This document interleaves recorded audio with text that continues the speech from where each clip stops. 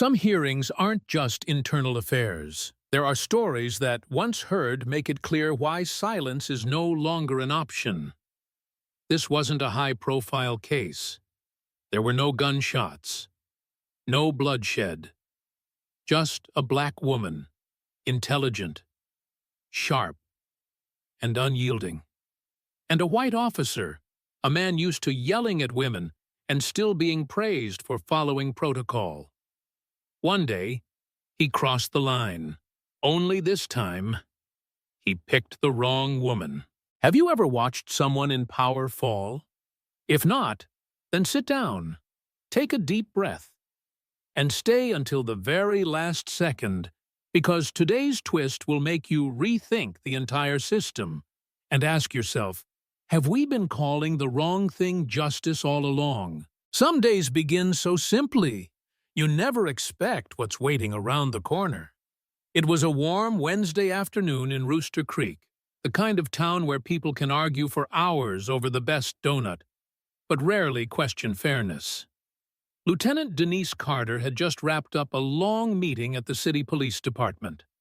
Her uniform was still perfectly pressed, her badge gleaming in the late afternoon sun. She wasn't in a rush, just planning to stop by her usual spot, Big Stan's Mart, for a bottle of water and her favorite cream-filled donut, like always. A completely ordinary errand. A small, simple ritual, the kind she relied on to find comfort amid long, demanding shifts. She walked into the store, gave a familiar nod to Mr. Stan, the elderly Cuban owner who loved telling stories about his days trading bananas, and headed straight to her go-to items, a cold glacier water and a powdered sugar donut, soft as clouds. But then there are moments in life when you feel someone's eyes on you. Not admiration, not curiosity, but something heavy, scrutinizing, a stare that coats you in suspicion you never asked for. Denise turned around. At the end of the aisle stood a young police officer, posture rigid, eyes cold. She didn't recognize him, and despite the clear badge on her left chest, he didn't look away as if she were hiding something in her sleeve, or up to no good by the snack display. She kept a polite smile, offered a respectful nod, the kind of courtesy cops give one another. But instead of returning it, he began walking toward her, each step heavy like steel-toed boots on tile. And in that moment, Denise knew today's donut might not taste so sweet after all. "Excuse me, ma'am, can I see some ID?" The question wasn't loud, but loud enough for the three people in the chip aisle to pause and look over. Denise blinked. She looked the officer in the eye.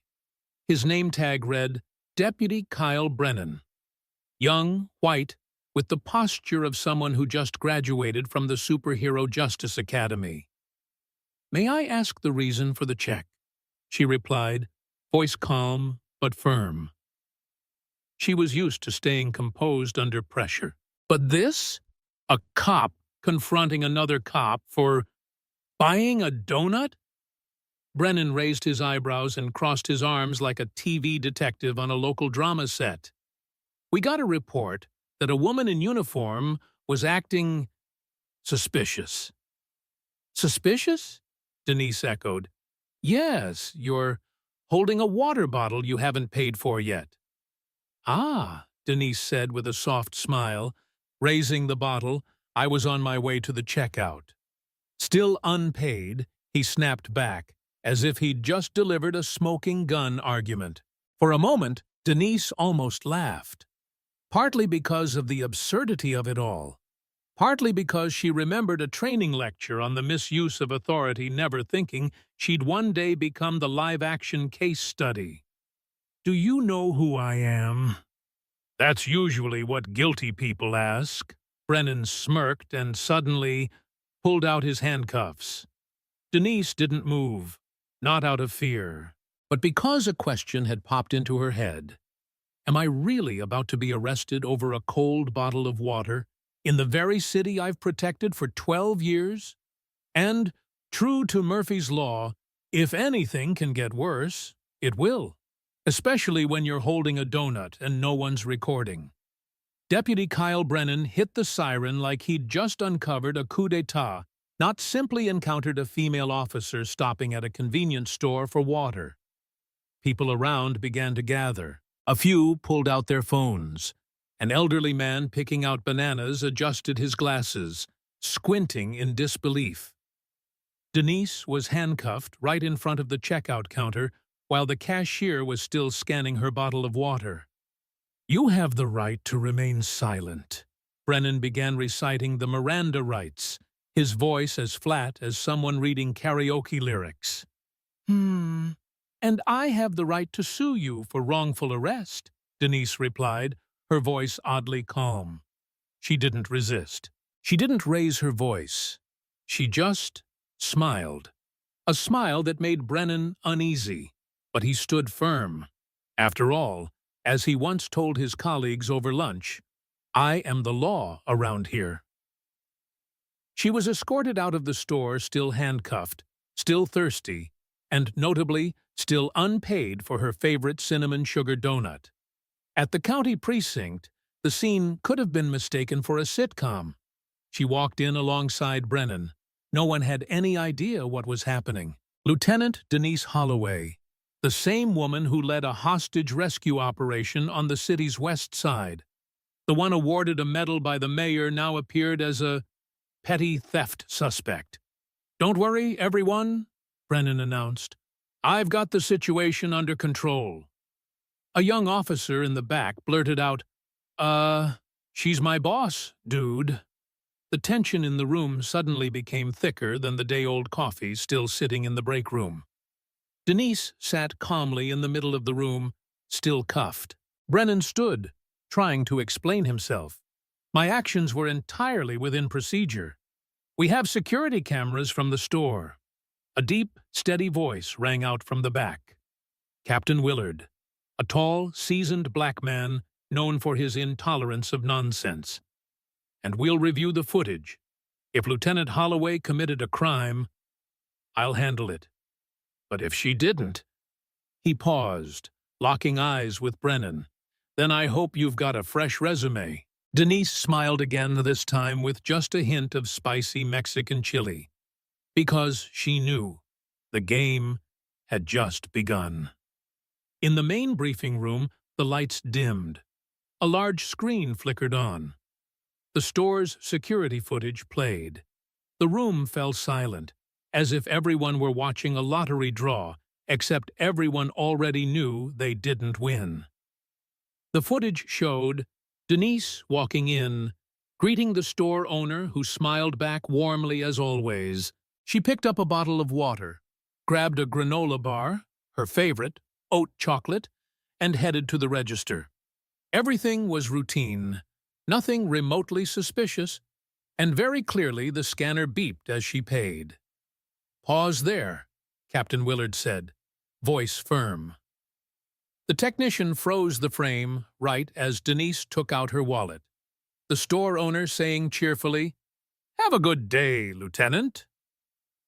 Brennan, now sweating like he'd just jogged 5 kilometers in body armor, swallowed hard. It appears this footage isn't showing the full context," he stammered, nervously fiddling with the buttons of his now oversized uniform as his confidence visibly evaporated.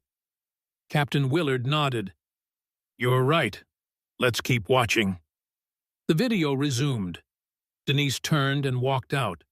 Brennan, from across the aisle, intercepted her. At that moment, the whole room collectively leaned back in their chairs as they witnessed Brennan's demeanor on screen, cold, arrogant, and unmistakably low-budget villain energy. He didn't just stop her, he reached out with the full "I am the judge, jury, and God" stance. Not only does he have no cause, he looks kind of dumb, someone whispered. Laughter began rippling through the room. Brennan flushed red. A female officer from Internal Affairs dropped her phone into the potted plant from laughing too hard. Denise remained still, hands gently folded on the table, as calm as someone sipping afternoon tea, while waiting for another round of biscuits. So, Captain Willard finally spoke, eyes narrowing in on Brennan. "Do you have anything else to add?" Brennan stood stiff, lips pressed so tight it looked like he was trying to remember the alphabet.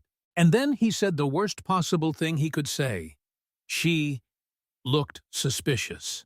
The entire room fell silent, as if someone had hit the pause button on the world.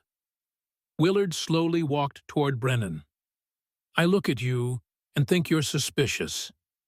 That means I can cuff you for no reason, right?" Brennan was speechless. Denise, speaking for the first time, said calmly, "Maybe I should rewrite the report. This time, about an unlawful arrest." The lights in the room came back on, but the only thing burning brighter than before was Brennan's career smoldering like a broken toaster. He stood in the middle of the briefing room like a fourth grader caught cheating on a test, but still pretending to be the teacher. "Captain, I was just acting on my professional instincts." He pointed at Denise, who by that point was calmly sipping coffee like she was grading his behavior. She had, a defiant attitude, very likely hiding something in her wallet. The room held its breath. One officer in the back leaned over and whispered to a colleague, "Hiding what? Her integrity? If I were her, I'd flash that thing around." Willard nodded slowly. "Hiding something in her wallet? Like, say, an official police ID ranking above yours, Brennan?" Brennan tried to smile, but it looked more like he was trying to suppress a toothache than explain his logic. "Well, I can't exactly check everyone's wallet to see who's a lieutenant, can I?" An audible "aha" rang from the corner the internal affairs officer who had just retrieved her phone from the potted plant. "But you only checked hers, and in a way that makes me think we should update the criminal code to include a new section. Offenses committed Brennan style." Laughter erupted. Willard waved for silence, then walked to the whiteboard, grabbed a marker, and wrote one huge word. "Procedure? You claim you followed procedure?" he asked Brennan. "Yes, about 70%, Brennan mumbled, red in the face like the ink he spilled on last week's report. Willard turned to Denise and smiled. "Lieutenant, if you followed procedure 70% of the time during a hostage rescue, what do you think would happen?" Denise shrugged. "Maybe I'd save a cat." Meanwhile, the hostages would be live streaming with the hashtag #Don'tGiveMeToBrennan. Another wave of laughter rolled through the room. Brennan sighed. I'd like to revise my report." "No need," Willard cut in. "We already received the report from the security camera, and it appears more honest than your creative writing." Brennan opened his mouth, maybe to say something profound, maybe just to sob. But right then, the door swung open. Police Chief Harriet Moncrief entered, heels clicking, voice like a seasoned prosecutor, and eyes sharp enough to peel paint off walls. She looked Brennan up and down and asked bluntly, "Are you the one who arrested Lieutenant Denise for allegedly stealing a $1.29 granola bar?" "Yes, ma'am." But she looked very commanding, like she could be planning something big. Well, she is doing something big, like dismantling systemic bias in this department.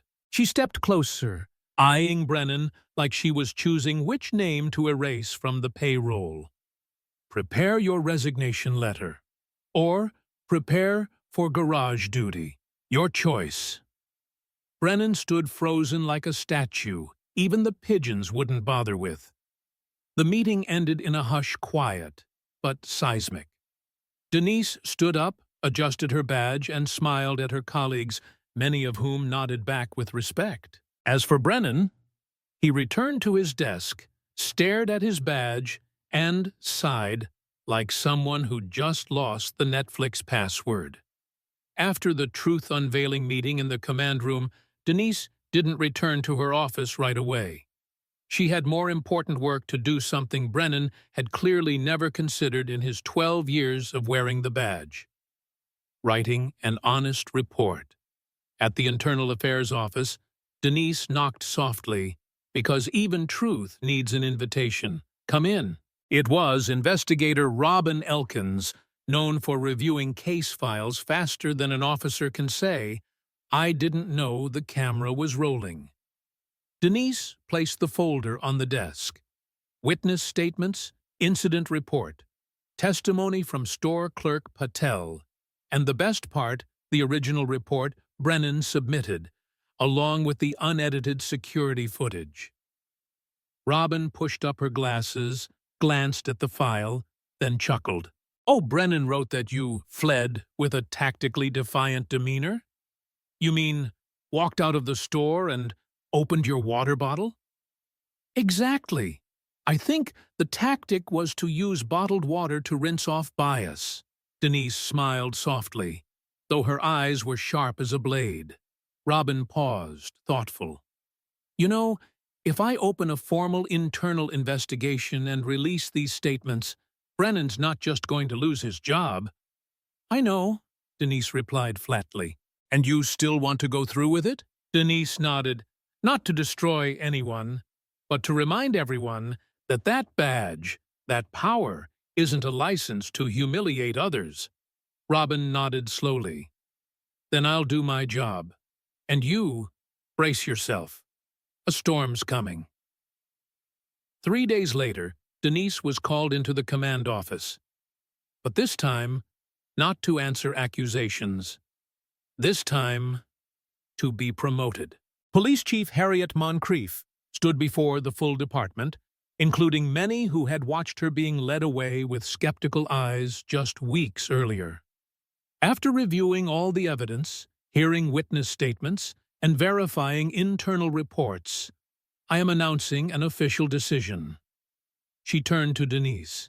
"Lieutenant Denise Holloway, as of today, you are appointed to your new role, Head of Internal Affairs Oversight, responsible for investigating professional misconduct and ethical violations."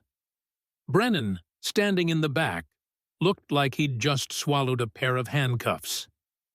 Denise stepped forward to receive her assignment. She gave a small nod, then turned to face the room. "Thank you. I didn't expect to be here this way. 3 weeks ago, I was treated like a criminal for choosing granola over a donut." A few chuckles broke out. "But today, I stand here to remind everyone, no one, not even me, is above the line between right and wrong. And we must have the courage to call out the wrong even when it wears the same uniform." After the ceremony, Brennan wandered out into the parking lot, dazed like someone who just rewatched a video of themselves falling into their own trap. Reynolds, the younger officer who once looked up to him, caught up. "Bren, I just saw your name on the transfer list." "Yeah," Brennan muttered. "Rural Response Unit. Night shift." Reynolds scratched his head. "Well, I guess that's good. Time to reflect on your tactical jogging strategy." Brennan glared, but said nothing. He just turned away and walked off, his shiny badge glinting on his back, looking more like a dry-cleaning tag than a symbol of authority. Denise returned to her new office, a chair once occupied by people who specialized in looking the other way. On her desk sat the Department Code of Ethics, a steaming mug of coffee, and a plaque with a quote, "Justice isn't loud. It just shows up and takes notes." On her first day in her new role, Denise entered with a powerful, invisible weapon, clarity, and a giant gray document printer roughly the size of a scooter. "Need help setting up your computer?" a sleepy-eyed tech guy asked. Denise smiled. "No, thanks. I just need 3 things: Wi-Fi, coffee, and access to the last 10 years of internal complaint records." The tech nearly choked on his coffee. "Excuse me?" 1 hour later, Denise's screen lit up with a long list titled Unresolved Archived Complaints for Internal Review Only. Total 437 entries. And the name that appeared most often? That's right, Sergeant Brennan Connors. The same notes kept popping up, repeated like a lullaby in a broken system. No clear evidence. The complainant was uncooperative. The incident wasn't serious enough for disciplinary action. Resolved internally, verbally. Denise leaned back in her chair, flipping through each report. One case, Brennan shoving a black mother outside a school gate, no footage. Another, Brennan confiscating a student's phone for recording the police and accidentally dropping it into the security booth toilet. And then, the arrest of a female teacher just because she laughed at the wrong time during an ID check. One question echoed in Denise's mind. How many people chose silence thinking, no one would believe me anyway? She began sending emails summoning those whose complaints had been previously ignored. Many were so surprised they thought it was a scam. A middle-aged man, voice trembling on the phone. "You're real? Police?" Calling back. "About the 2017 incident? I thought those reports vanished into some black hole." Denise gently replied, "We're cleaning out that black hole. And this time, I want to hear your story in your own voice, not just from paper." A week later, Denise's new office was no longer as quiet as it had been. Walls were covered in case diagrams and color-coded sticky notes like a murder board from a detective film. Internal Affairs staff started glancing at each other suspiciously, wondering, wait, did I ever cover for anyone? She even created a special internal mailbox labeled, "Anything you want to confess before there's video?" Anonymous messages started trickling in. One read, "I once heard Brennan brag he knew who controlled the cameras, said, just delete a few minutes and it's all good." Not sure if he was joking or not. Denise typed a single reply, "Thank you. Even jokes leave a trail. We'll verify." One Monday morning, Brennan entered the admin meeting room to print a proposal, only to find all his system access had been revoked. "Network glitch?" he asked an IT staffer. The guy glanced at him, shrugged, "Not sure." But Officer Holloway did say some accounts were too loud and needed a break to help the server breathe. On the internal bulletin board, a new memo had just been circulated to the entire force. From the Internal Oversight Office. "We are conducting a comprehensive review of complaints involving misuse of authority, especially those tied to Officer Brennan Connors and related personnel.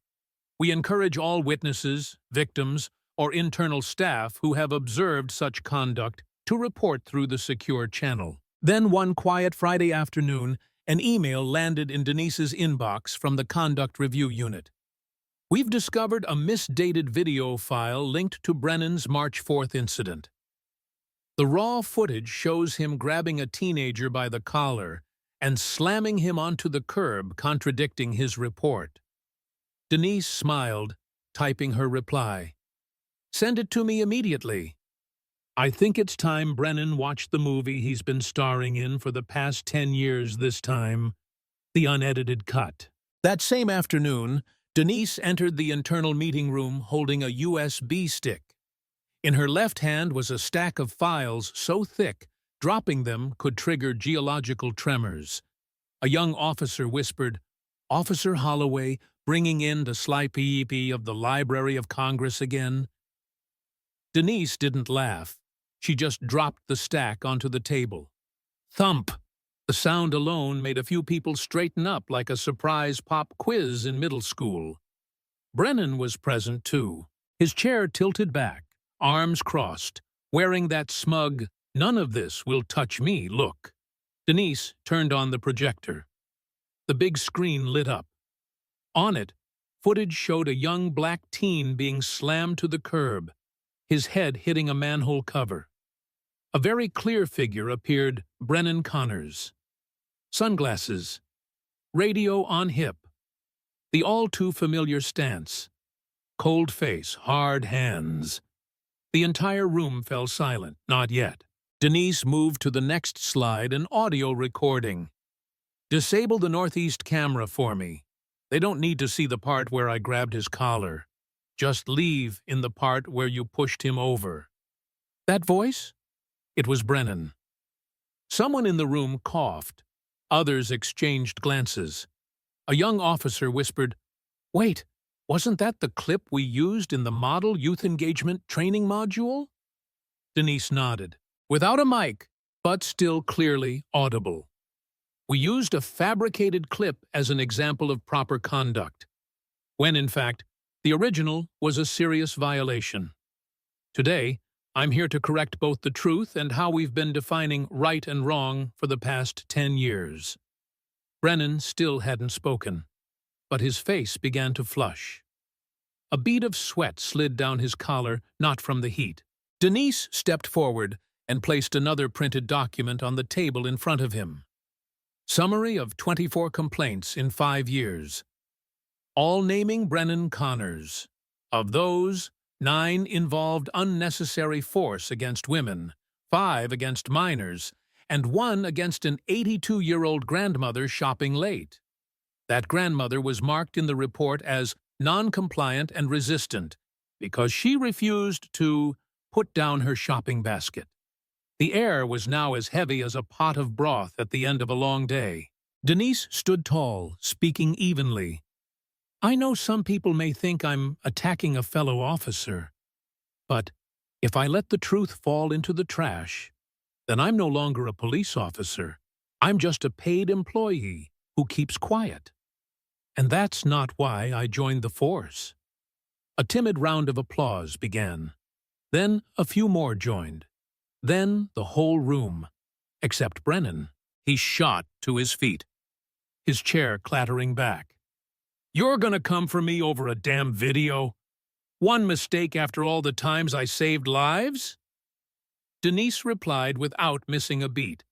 You may have saved people, but that doesn't give you the right to harm others and use good deeds as your excuse. There's no chapter in the law titled, If you've ever done good, you can kick people. As Brennan stormed out, his usual bravado was gone. So was the pride of a man long shielded by the system. That night, the 9 o'clock news led with the story. Veteran Officer Brennan Connors suspended and under investigation after a damning video surfaces. Internal Affairs Head. Denise Holloway confirms full reopening of related case files. A hashtag began trending across social media. No one is immune. If anyone thought Denise was just blowing things up to take down one man, they underestimated the power of truth backed by evidence, and a woman who wasn't afraid of being disliked. Because within 48 hours of that fateful meeting, a domino effect had begun. First came an unexpected announcement from the Internal Conduct Review Office. A new independent complaint review board will be reinstated. All misconduct reports will be reviewed by a newly appointed panel under the direct supervision of Denise Holloway. An older officer muttered in the break room, "Well, damn. Guess we can't lose files anymore." A young patrolman, pouring coffee, said, "It's fine. If you've been doing your job right, you've got nothing to worry about. But if you're the, oops, I forgot my body cam again type, time to start remembering." Denise didn't stop at investigations. She launched a weekly internal workshop series titled White Wednesdays, a nod to cleaning up the gray areas of the force. At the first session, Denise stepped onto the stage, wearing a crisp white shirt, holding a dry erase board and marker, and opened with a line that made the whole room laugh. Today, we're not going to talk about arrest protocols. Today, I want to talk about the stare. How many seconds is considered tactical observation, and how many seconds is grounds for being kicked off the force? The hall erupted in laughter and reflection. The story of Denise Holloway didn't stay confined to internal circles. The press started calling her the woman who cleaned up the force without a spin cycle. Local social media circulated a clip of her speech. "I'm not doing this to be a hero. I'm doing it because I'm tired of having to explain that not everyone in uniform has the right to be disrespectful." One user commented, "Every profession needs a Denise, and if it doesn't have one, that profession owes society an audit." As for Brennan, he stayed silent. In the following week, he was officially suspended, required to surrender his department phone, access badge, and perhaps most painful, the key to the VIP break room with the massage chair. Rumor has it, he tried to submit a formal rebuttal. The review board responded with just 3 words: "Watch the footage." Then something unexpected happened. Officers who had once stayed quiet started submitting complaints about past misconduct they had witnessed but never dared speak up about. One young female officer wrote in her statement, "I don't know Denise Holloway personally, but I know that because of her, I no longer have to fake a smile when someone makes a racist joke in the break room." A reporter asked her during an interview, "Do you consider yourself a role model for strong women?" Denise smiled softly, not proud, not evasive. "I consider myself an ordinary person who refused to stay quiet." And that was the point. Silence was what Brennan had relied on. Silence was what kept a broken system running like nothing was wrong. But now, Denise Holloway had blown that silence wide open. That day, the hearing room was packed. Not because everyone was summoned, but because everyone wanted to witness it. In the front row, Denise sat poised in a navy blue suit, her hands resting on a thick dossier evidence, complaints, email printouts, camera stills, all neatly tucked inside a file labeled Dossier, Brennan, Douglas, Departmental Conduct Review. He wore a white shirt, a crooked tie, and shifty eyes, trying to appear calm, as though attending a routine meeting and not being held accountable. But Brennan knew, the moment the door closed behind him, this was no longer his turf. A member of the review board opened the session. "Officer Brennan, we are not here today to punish you. We are here to hear your explanation, a privilege many of your victims never received." Brennan licked his lips. Sweat beaded along his temples. He leaned toward the mic. I never meant to be racist. It was all just a misunderstanding. Just police work." Denise didn't flinch. She simply flipped open the dossier and held up a still from the security footage. Brennan, sneering, as he shoved an elderly black woman down the steps, walking away without a second glance. A collective gasp rippled through the room like a slow wave. A young officer stood up, voice trembling. "I once saw Brennan treat a little girl horribly just because she wore a hoodie to school. But I was afraid. I saw Denise do what I couldn't. So today, I'm speaking out."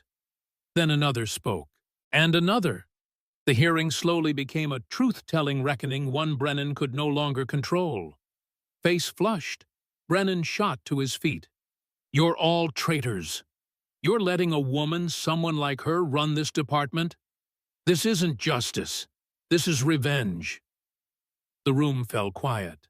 A member of the disciplinary board tilted her head. "No, Mr. Brennan. This is justice finally breathing after decades without air." Then the chairperson of the board spoke up.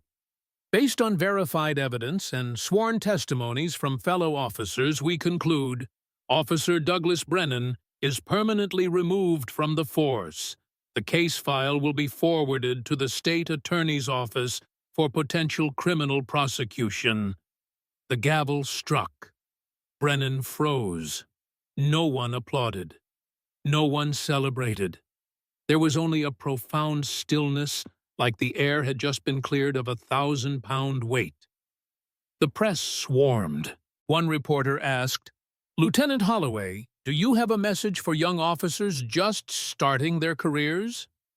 Denise offered a soft smile. "Don't let power make you forget why you put on the uniform.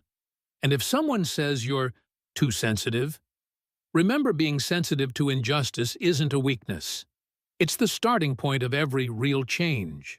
A new photo now hangs in Denise's office. A shot of her with community members who once filed complaints against Brennan, now smiling, seated side by side on the steps of City Hall. In the corner of the frame, handwritten, "Justice doesn't rise from outrage. It rises from those who refuse to be silent." Word has it, Brennan now works as a supermarket security guard. There was a complaint once he allegedly yelled at a teen wearing a hoodie. The store manager simply looked at him and said, "We don't need officers here. We need people who know how to speak with respect." Denise still goes to work every day, but now every step she takes doesn't just carry her duty, it carries a message. No one is untouchable. And justice, when someone dares to stand up, will never stay silent forever. The end and the beginning. If you believe this story deserves to be heard, like, comment, and share Denise's message with others. Because one simple truth remains. Justice doesn't always come early. But if you stay patient and unafraid, it always comes right on time.